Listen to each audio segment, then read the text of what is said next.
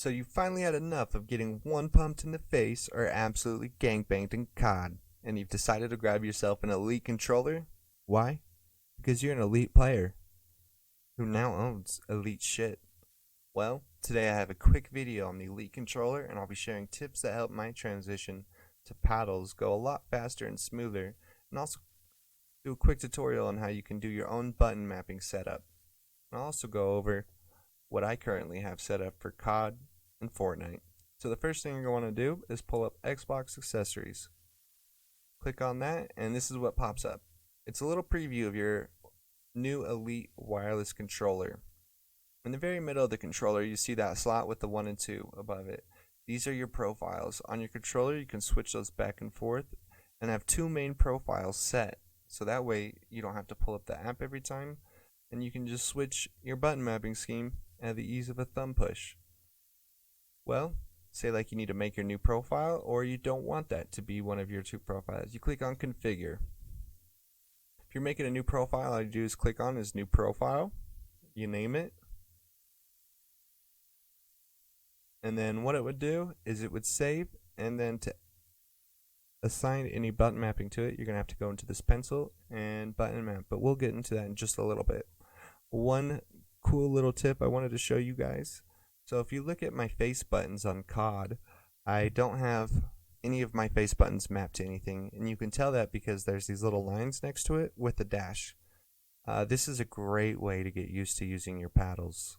It forces years of muscle memory to have to learn those paddles. If you don't at first and you find that you keep reverting back to pressing the buttons, maybe try this. Maybe try turning them off. Once you get used to it, the paddles, you can go back and turn them on.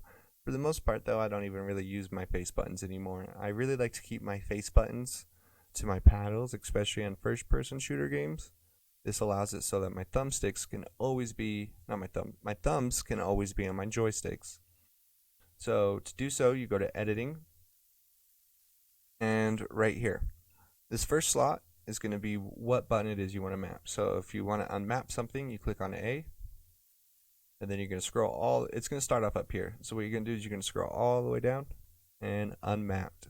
And you'll know you did so by the little line next to it. The quickest way to map something is to just press and hold it. So as you can see, my left trigger is currently mapped to the left D-pad. So what I'm going to do is click and hold and lightly touch it again. Over here on my D-pad, I have the up D-pad as down. So what we're going to do is click on it, click on D-pad down, and make it D-pad down, and then do D-pad up, D-pad up. It's really easy. It's not too complicated. Alright, let's get into our joysticks. Alright, our left and right stick gives you a little preview of what the current setting is and how it compares to the default. And what I mean by it is if you go over to sensitivity curve, you have all these options that you used to not have. So default is just like a regular controller. You could see there's no difference in the way it moves. The red is your actual stick. So, but if we go down to smooth, click on that. Notice that about the halfway point, that's where things start to change a little bit, It's where it stays behind it just a tad, and then it catches up towards the end again. And I really like smooth for first-person shooters. I know a lot of other people do. Definitely try that out. But also for left stick, a lot of people do like having it on either default or aggressive. And the reason being is here, I'll show you. See how quickly that is in comparison? Well, a lot of people like to use that for strafing. I personally don't. I like to either keep my left thumbstick either always on default or smooth, but it's all personal preference. Okay, triggers. I'm going to go over to vibration to talk about triggers.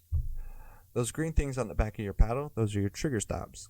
If you click them down, you'll be able to notice a noticeable difference in your triggers. They just click in a lot quicker. It's great for shooter games. So I like to keep my hair triggers always on.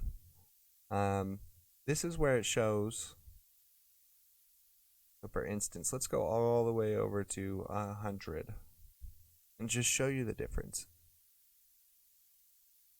This is what trigger stops on, and then this is what trigger stops off. It allows me to actually push it in all the way. You see how there's a little bit of a stop right there, right about here? Well, if I'm playing a shooter game, I like to keep it down super low. That way I barely have to press it for my trigger to actually actuate and me to kill some noobs. So go over to 5. Vibration, I always have vibration off. Brightness, here's a quick little tip. Keep your brightness turned down all the way, always. Otherwise, your Elite controller battery dies super quick, and it gets a little frustrating. But if you do keep your brightness down all the way, your battery life should be just fine. And I think that's about it. So just remember, everyone has their own cup of tea, and my button mapping might not work for you. Feel free to play around with it until it feels right and perfect.